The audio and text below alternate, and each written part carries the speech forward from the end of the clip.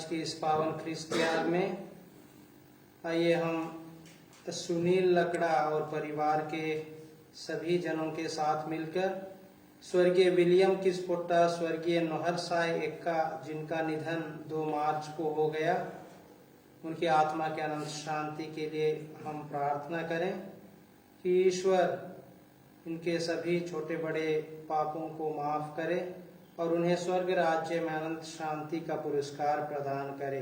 साथ ही साथ दुखित परिवार जनों को ढाढ़स एवं दिलासा प्रदान करे।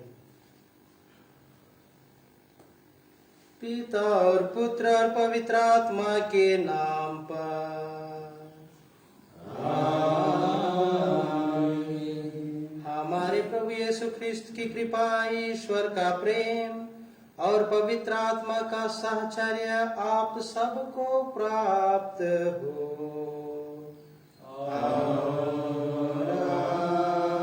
आपकी आत्मा के साथ। ख्रिस्त में प्यारे माता पिता, भाइयों एवं बहनों, हम आज 40 के चौथे रविवार में हैं। पुण्यावधि की काफी लंबी यात्रा तय कर चुके हैं और धीरे धीरे हम पुण्य सप्ताह की ओर, प्रभु यीशु के दुख भोग और क्रूस मरण की ओर आगे बढ़ रहे हैं। सचमुच यह पुण्यावधि हमें प्रभु वचन के माध्यम से हृदय परिवर्तन करके नया जीवन जीने के लिए आह्वान करता है। लगातार पश्चाताप का संदेश हमें अपने जीवन को जांचने के लिए प्रेरित करता है। संत पौलुस कहते हैं, हम पाप के कारण मर गए थे, लेकिन ईश्वर पिता ने मसीह में हमें जीवन प्रदान किया है। आइए हम ईश्वर की उस महानता, महती दया को हम पहचाने। हम ईश्वर के पास सारे हृदय से लौट आए और ईश्वर की दयालुता में अपना जीवन जीने का प्रयास करें। आइए हम इस ख्रिस्त त्याग में सम्मिलित होने के पूर्व हम अपने आप को जांचें कि क्या हम ईश्वर की दयालुता को पहचानने में समर्थ हैं। हम प्रत्येक का ईश्वर के साथ संबंध कैसा है? क्या हम 40 संबंधी नियमों का पालन करते आए हैं?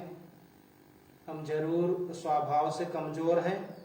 आइए हम अपनी कमजोरी के लिए ईश्वर पिता से दया की याचना करें, जिससे हम योग्य रीति से इस ख्रिस्त त्याग में सम्मिलित हो सकें।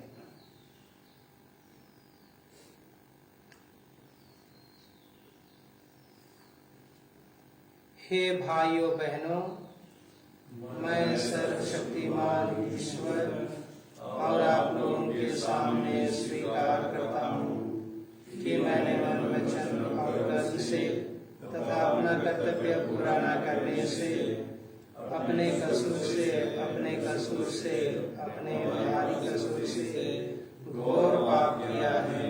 इसलिए मैं नित्य धन्यवाद और आप लोगों से, हे भाइयों बहनों, विनती करता हूँ कि आप लोग मेरे लिए प्रभु ईश्वर से प्रार्थना करें। सर्वशक्तिमान ईश्वर हम लोगों पर दया करे और हमारे पाप क्षमा कर हमें अनंत जीवन प्रदान करे। आमीन। 8:20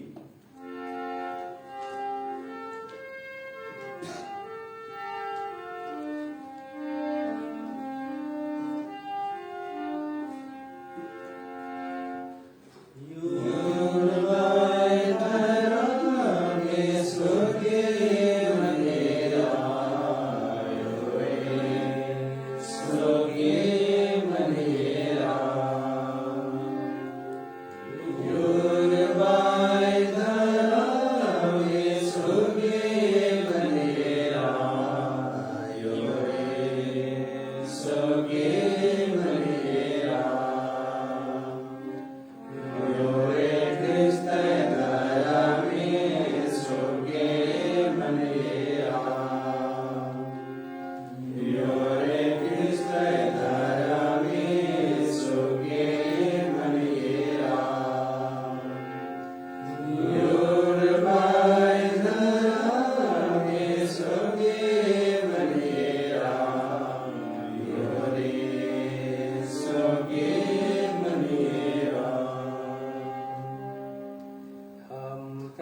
प्रार्थना करें। हे ईश्वर, तू अपने अनादि शब्द द्वारा मानव जाति के साथ अद्भुत रीति से मेल मिलाप करता है। ख्रिस्तीय प्रजा ज्वलंत भक्ति और प्रबल विश्वास के साथ आगामी समारोहों को मनाने के लिए शीघ्रता से आगे बढ़े। हम यह प्रार्थना करते हैं अपने प्रभु और तेरे पुत्र यीशु ख्रिस्त के द्वारा, जो तेरे तथा पवित्र आत्मा के संग एक ईश्वर होकर युगानुयुग जीते और राज्य करते हैं। आमीन।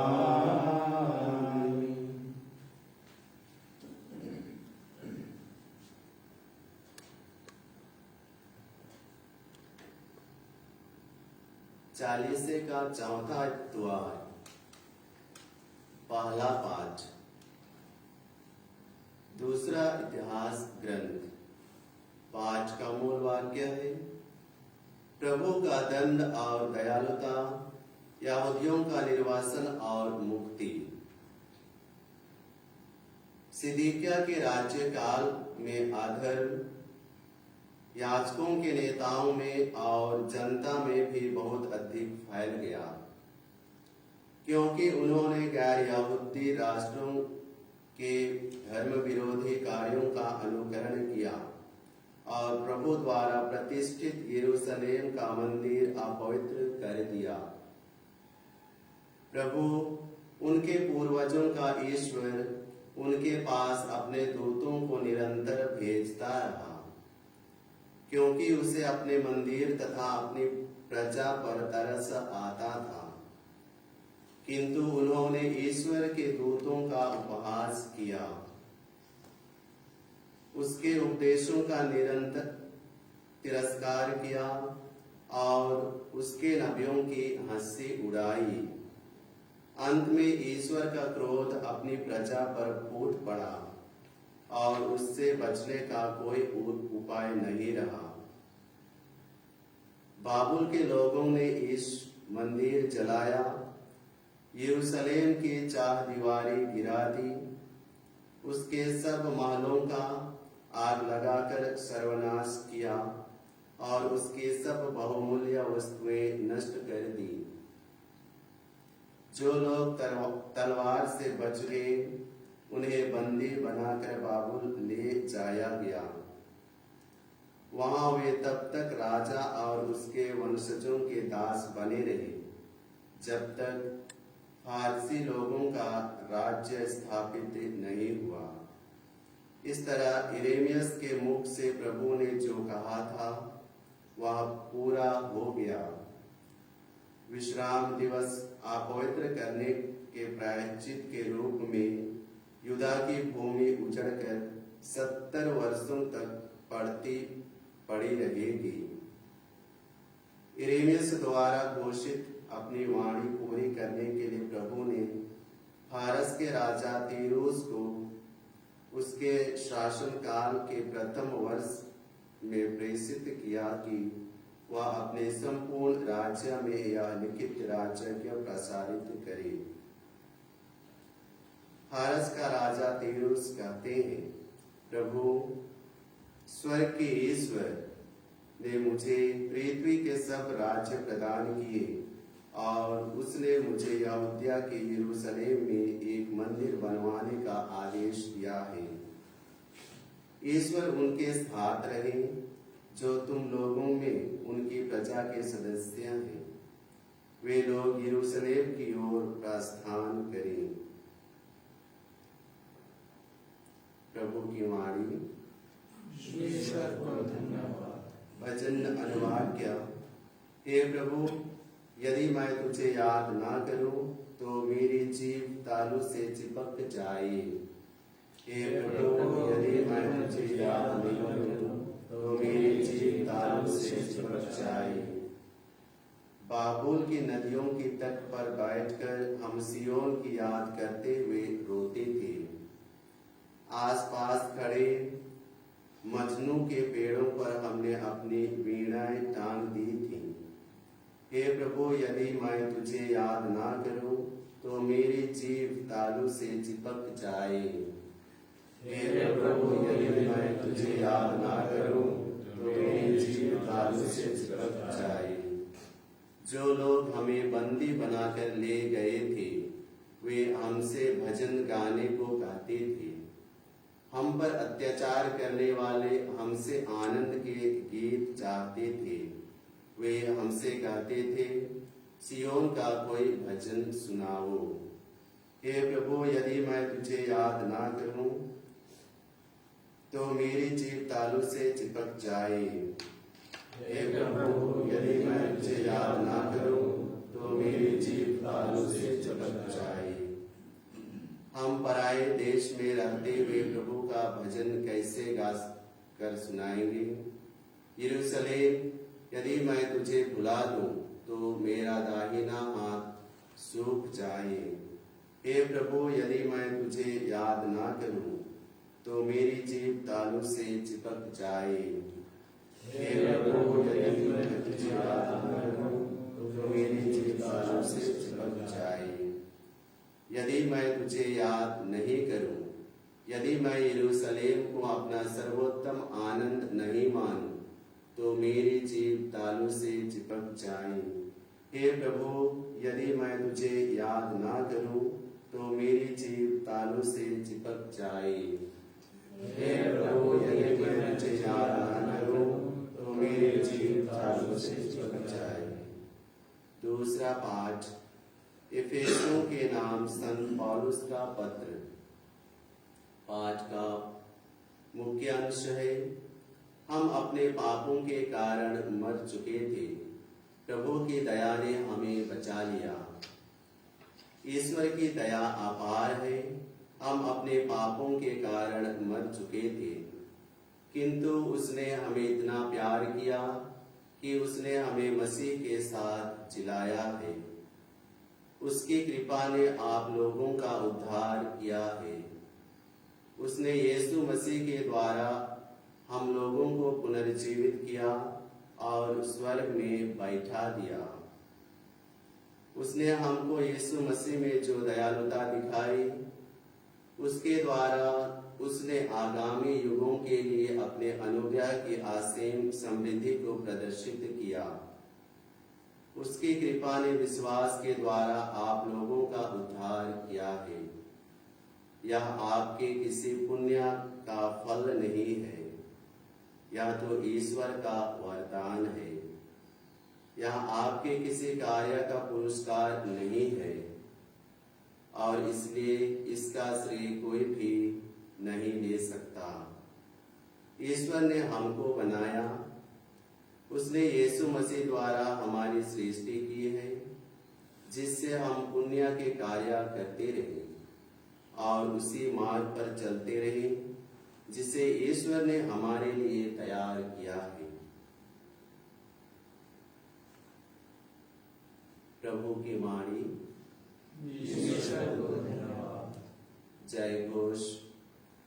ईश्वर ने संसार को इतना प्यार किया कि उसने उसके लिए अपने इकलौते पुत्र को अर्पित किया। जो कोई उसमें विश्वास करता है उसे अनंत जीवन प्राप्त है। प्रभु आप लोगों के साथ हो।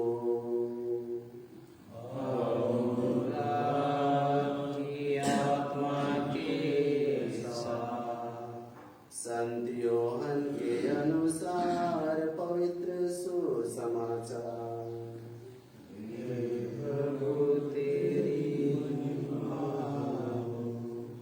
अध्याय 3 वचन संख्या 14 से 21 तक। ईश्वर ने अपने पुत्र को इसलिए भेजा है कि संसार उसी के द्वारा मुक्ति प्राप्त करे। यीशु ने निकोदेमुस से कहा, जिस तरह मूसा ने मरुभूमि में सांप को ऊपर उठाया था उसी तरह मानव पुत्र को ऊपर उठाया जाना है, जिससे जो कोई उसमें विश्वास करे वह अनंत जीवन प्राप्त करे। ईश्वर ने संसार को इतना प्यार किया कि उसने उसके लिए अपने इकलौते पुत्र को अर्पित कर दिया, जिससे जो कोई उसमें विश्वास करे उसका सर्वनाश ना हो, बल्कि वह अनंत जीवन प्राप्त करे। ईश्वर ने अपने पुत्र को संसार में इसलिए नहीं भेजा है कि वह संसार को दोषी ठहराए।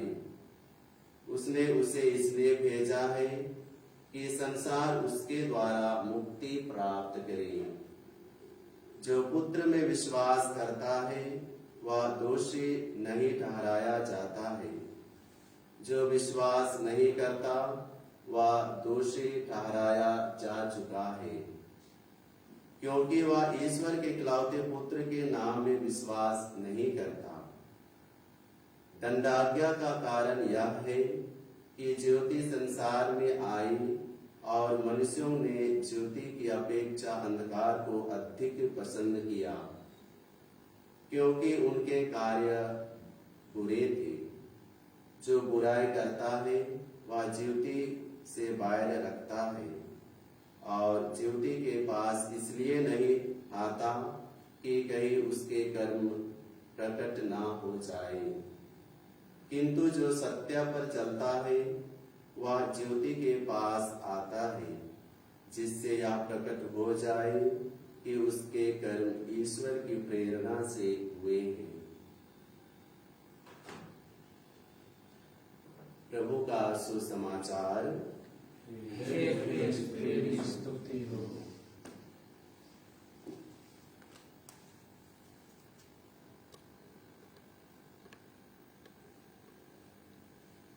ख्रिस्त में प्यारे माता पिता, भाइयों एवं बहनों, 18वीं शताब्दी में संयुक्त राज्य अमेरिका में गृह युद्ध छिड़ गया था। गुलामी और अन्य मुद्दे को लेकर संयुक्त राज्य अमेरिका के 11 दक्षिणी राज्य संघ से अलग हो गए थे। उत्तरी अमेरिका और दक्षिणी अमेरिका के बीच युद्ध का सिलसिला चलता रहा। बाद में राष्ट्रपति अब्राहम लिंकन के पहल से दक्षिणी अमेरिका को संघ में जोड़ने की जो प्रक्रिया थी, शांतिपूर्ण वार्ता थी, वो शुरू हुई। उसी वक्त किसी ने राष्ट्रपति अब्राहम लिंकन के पास आकर उनसे सवाल किया था कि दक्षिणी राज्य को संघ में मिलाने के बाद आप उन राज्यों के साथ किस तरह से बर्ताव करेंगे, आपका उनके साथ व्यवहार कैसा होगा। उनका जवाब था, मैं उनके साथ ऐसा व्यवहार करूंगा, बर्ताव करूंगा मानो वे हमसे कभी अलग हुए ही नहीं। ईश्वर का बर्ताव, ईश्वर का प्रेम हम प्रत्येक मनुष्य के लिए कुछ इसी तरह से ही है। ईश्वर की दयालुता हमारे लिए अपरंपार है। हम जिस ईश्वर पर विश्वास करते हैं, भरोसा करते हैं, वह ईश्वर दयालु है। उन दक्षिणी अमेरिका के राज्यों की भांति इस्राएली नेताओं और लोगों में बुरे कर्म फैल गए थे। वे घृणित कार्यों में लिप्त थे। ईश्वर उनके पास अपने दूतों को और नबियों को भेजता रहा, लेकिन वे उनकी उपेक्षा करते रहे, तिरस्कार करते रहे। वे ईश्वर से अलग हो गए और ईश्वर से अलग होने का प्रतिफल कि उन्हें बंदी बनाकर बाबुल ले जाया गया। इन सब के बावजूद ईश्वर की दयालुता इस्राएलियों के लिए सदा बनी रही। ईश्वर उन्हें एक दुष्ट राष्ट्र की तरह नहीं बल्कि परम प्रिय प्रजा के रूप में अपना लिया। आज के दूसरे पाठ में संत पौलुस भी यही कहते हैं कि ईश्वर की दयालुता हम प्रत्येक के लिए अपार है। जैसे जैसे हम पुण्य सप्ताह की ओर आगे बढ़ रहे हैं, प्रभु वचन हमें और अधिक गहराई से स्वयं के जीवन पर और प्रभु यीशु के दुख भोग और क्रूस मरण पर मनन चिंतन करने के लिए प्रेरित करता है। ईश्वर ने हमें मसीह में जीवन प्रदान किया। प्रभु यीशु स्वयं कहते हैं, जिस तरह से मूसा ने मरुभूमि में सांप को ऊपर उठाया था, उसी तरह से मानव पुत्र को ऊपर उठाया जाना है, जिससे जो उस मानव पुत्र में विश्वास करता है उसे अनंत जीवन प्राप्त हो। प्रभु यीशु ने हम सभी की मुक्ति के लिए क्रूस का मार्ग चुना। क्रूस हमारी मुक्ति का चिन्ह है, साथ ही साथ हमारे प्रति ईश्वरीय प्रेम की अमर निशानी है। हम जानते हैं हम अपनी मुक्ति खरीद नहीं सकते हैं, इसलिए संत पौलुस कहते हैं, आप लोग रक्त की कीमत पर खरीदे गए हैं, एक निर्दोष तथा निष्कलंक मेमने अर्थात मसीह के मूल्यवान रक्त की कीमत पर। हम सभी का जीवन इस्राएलियों के जीवन के सदृश है। हम भी ईश्वर से मुख मोड़ लेते हैं, लेकिन ईश्वर ने हम प्रत्येक पर दया की है। इसलिए आइए हम ईश्वर की उस महान दयालुता और प्रेम को पहचानना सीखें, प्रभु की शिक्षा पर आसक्त रहें। चालीसा काल में पवित्रता और धार्मिकता के मुख्य स्तंभ हमारी प्रार्थना, उपवास, त्याग, तपस्या, परोपकार के कार्य को हम अपने लिए, अपने जीवन के लिए फलदायक बनाएं, ताकि इनके द्वारा ईश्वर के अमूल्य वरदानों को पाने के योग्य हम बन सकें। हम योग्य रीति से आने वाले समय में ईश्वर की कृपा से सानंद पास का पर्व मना सकें।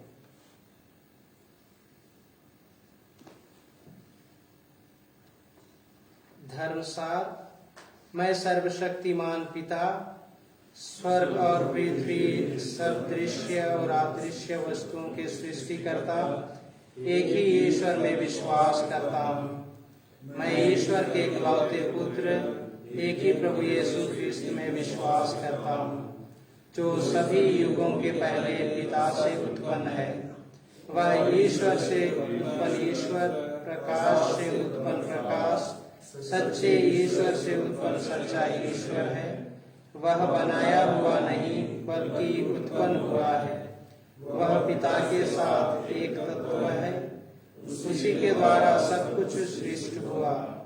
वह हम मनुष्यों के लिए और हमारी मुक्ति के लिए स्वर्ग से उतरा और पवित्र आत्मा के द्वारा मनुष्य बना।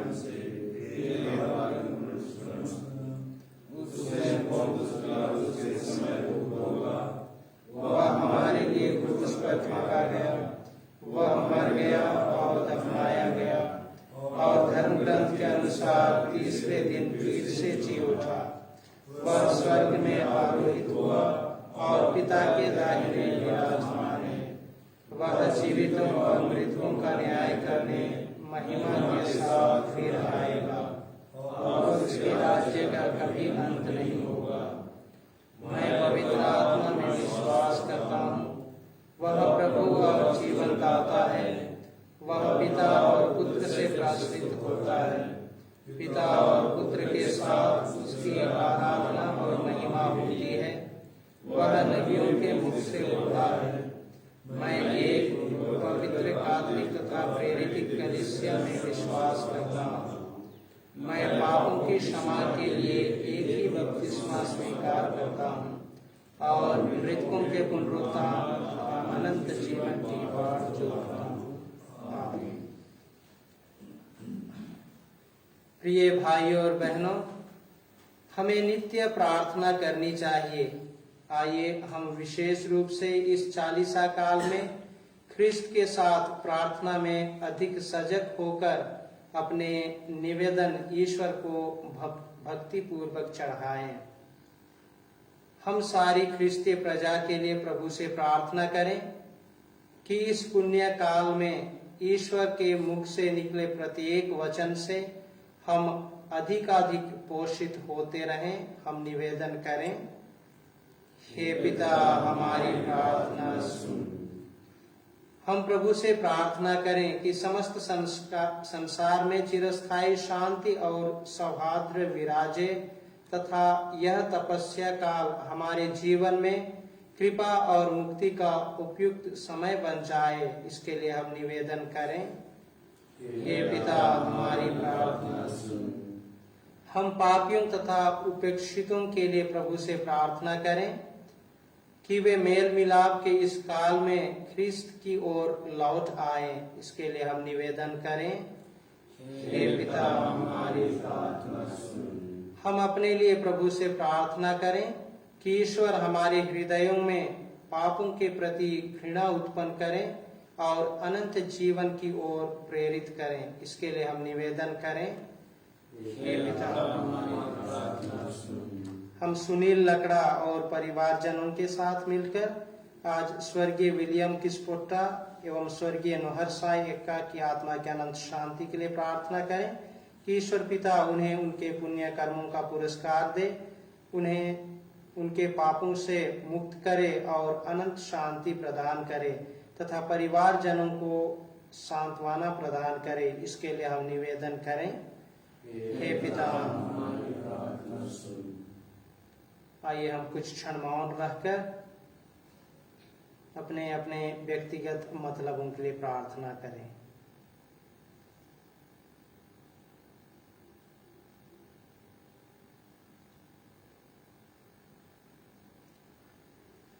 हे प्रभु, तेरी प्रजा सारे हृदय से तेरी ओर उन्मुख हो। जो कुछ हम प्रार्थना में तुझसे मांगने का प्रेम पूर्वक साहस करते हैं, उसे दया पूर्वक हमें प्रदान करने की कृपा कर। हम यह प्रार्थना करते हैं अपने प्रभु ख्रिस्त के द्वारा।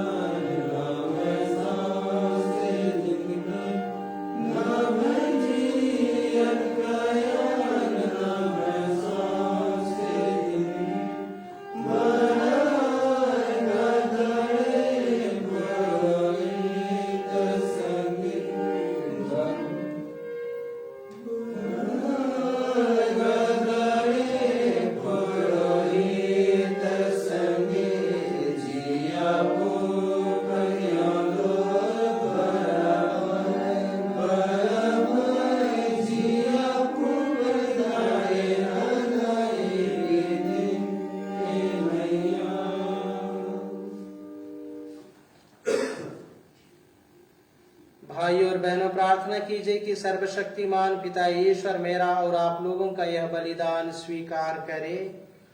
प्रभु अपने नाम की स्तुति तथा महिमा के लिए और हमारे तथा अपने समस्त पवित्र जैसे के लाभ के लिए हमारे हाथ से बलिदान स्वीकार करे।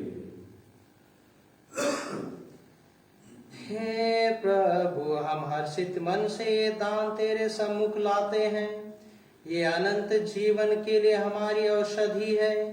ऐसी कृपा कर कि हम श्रद्धा पूर्वक इनका आदर करें और समस्त संसार की मुक्ति के लिए इन्हें अर्पित करें। हम यह प्रार्थना करते हैं हमारे प्रभु ख्रिस्त के द्वारा। प्रभु आप लोगों के साथ हो।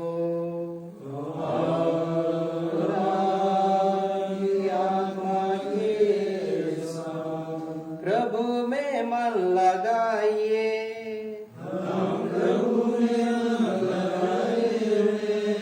हम अपने प्रभु परमेश्वर को धन्यवाद दें।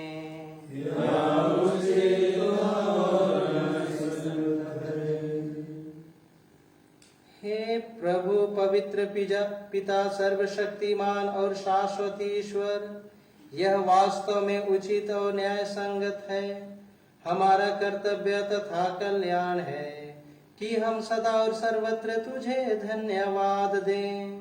तूने अपने पुत्र पुत्रियों को हृदय परिवर्तन और शुद्धिकरण के लिए एक पवित्र अवधि प्रदान की है, ताकि संसार की भ्रांतियों से मुक्त होकर वे अस्थायी वस्तुओं का इस भांति उपयोग करें कि वे चिरस्थायी वस्तुओं के प्रति अनुरक्त रहें। इसीलिए समस्त दूतों और संतों के साथ मिलकर तेरी स्तुति करते हुए हम निरंतर घोषित करते हैं। A3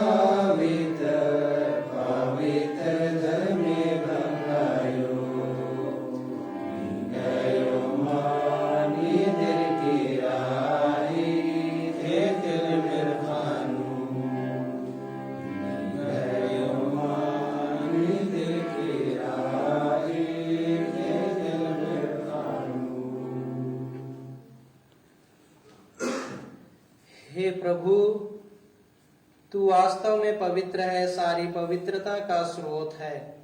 हम तुझसे प्रार्थना करते हैं, तू इन उपहारों को अपने आत्मा के संस्पर्श से पवित्र कर दे कि ये हमारे प्रभु यीशु ख्रिस्त के शरीर तथा रक्त बन जाए। जब वे स्वेच्छा से मृत्यु के लिए सौंपे गए, उन्होंने रोटी ली, तुझे धन्यवाद दिया और रोटी तोड़कर उसे अपने शिष्यों को देते हुए कहा, तुम सब इसे लो और इसमें से खाओ, क्योंकि यह मेरा शरीर है जो तुम्हारे लिए बलि चढ़ाया जाएगा।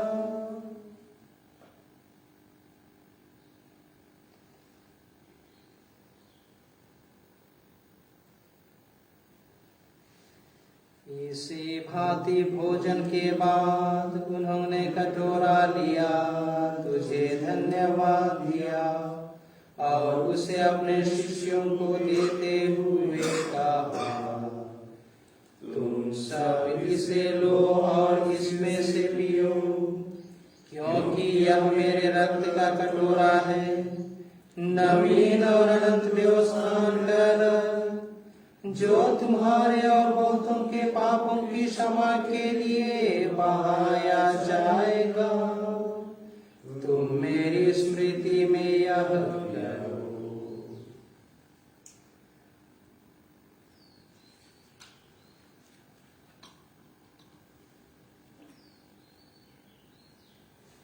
विश्वास का रहस्य।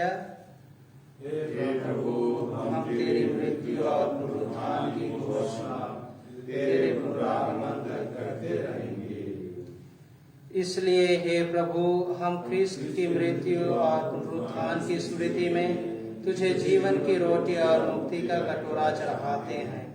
हम तुझे धन्यवाद देते हैं कि तूने हमें अपने सम्मुख उपस्थित होने और अपनी सेवा करने का सौभाग्य प्रदान किया है।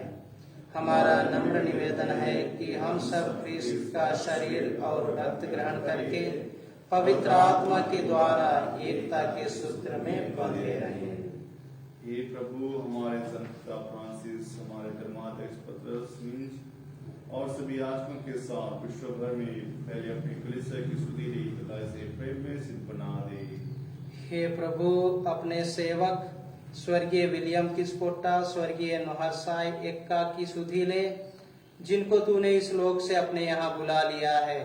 उन्हें यह वर दे कि जैसे ये बपतिस्मा में तेरे पुत्र की मृत्यु के सहभागी हुए थे, वैसे ही उनके पुनरुत्थान का भी सौभाग्य प्राप्त करें। हमारे उन भाई बहनों की भी सुधि ले जो पुनरुत्थान की आशा में परलोक सिधार चुके हैं। उन्हें असली मृतकों का अपने दर्शन का सौभाग्य प्रदान कर हम सब पर दया दृष्टि डाल कि हम भी अनंत जीवन के सहभागी बने। और ईश्वर की माता धन्य कुमारी मरियम, उनके वर धन्य जोसेफ, धन्य प्रेरितों तथा सब संतों के साथ जो युग युग में तेरे प्रति विश्वस्त बने रहे, तेरी स्तुति और महिमा कर सके, तेरे पुत्र यीशु ख्रीस्त के द्वारा। इन्हीं प्रभु ख्रीस्त के द्वारा, इन्हीं के साथ और इन्हीं में, हे सर्वशक्तिमान पिता ईश्वर, पवित्र आत्मा के साथ सारा गौरव तथा सम्मान युगानुयुग तेरा ही है।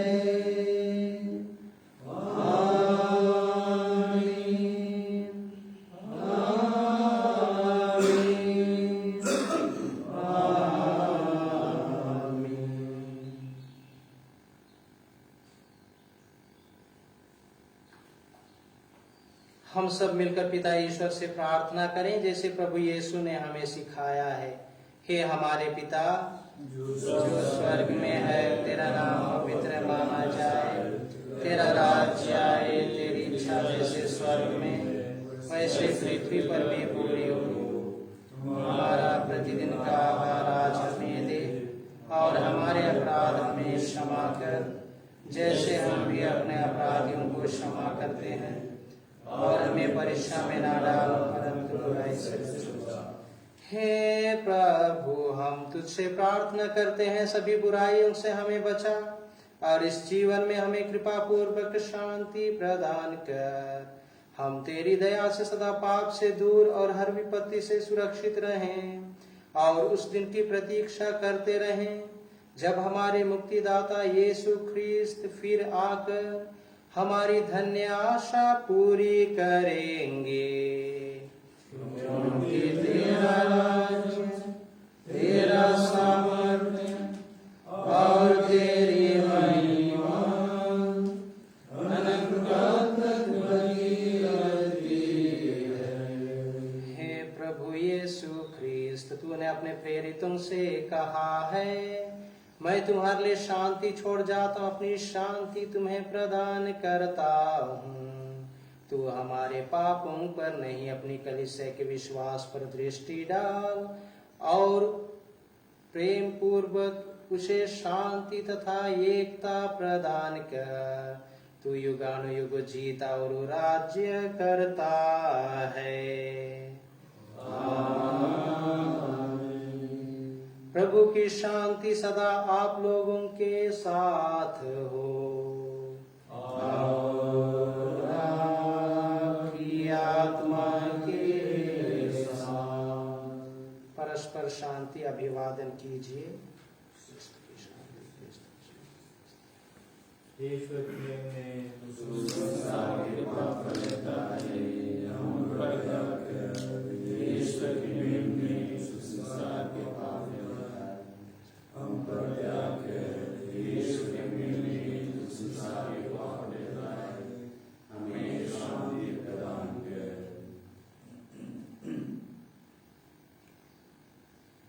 देखिए ईश्वर का मेमना, इन्हें देखिए जो संसार के पाप हर लेते हैं। धन्य है वे जो मेमने के भोज में बुलाए गए हैं।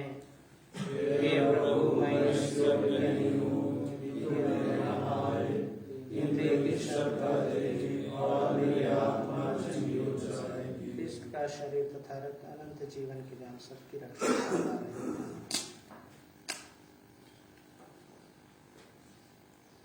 F75 हे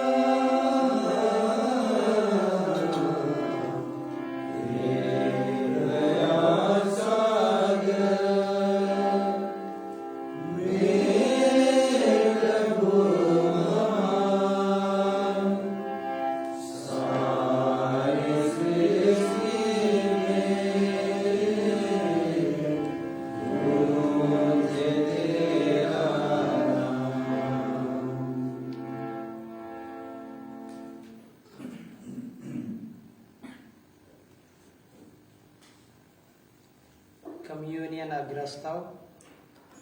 यरूशलेम का निर्माण एक सुसंगठित नगर के रूप में हुआ है। यहाँ इस्राएल के वंश अर्थात प्रभु के वंश आते हैं। वे प्रभु के नाम का स्तुति गान करते हैं। हम प्रार्थना करें।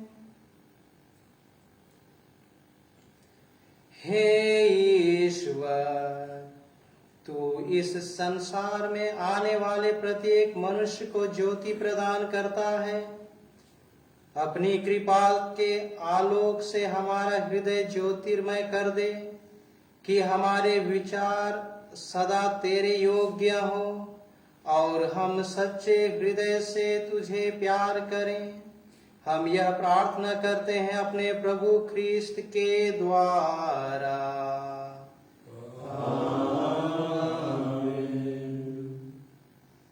आशीष के लिए सिर झुकाएं।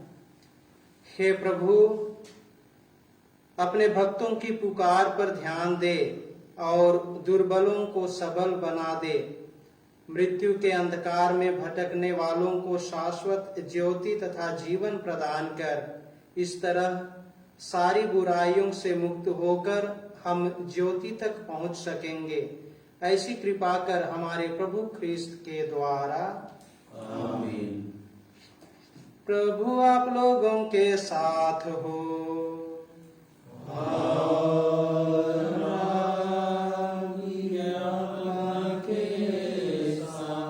सर्वशक्तिमान ईश्वर पिता और पुत्र और पवित्र आत्मा आप लोगों को आशीर्वाद प्रदान करे। आप लोग विदा लें। मिस्सा संपन्न हुआ। ईश्वर को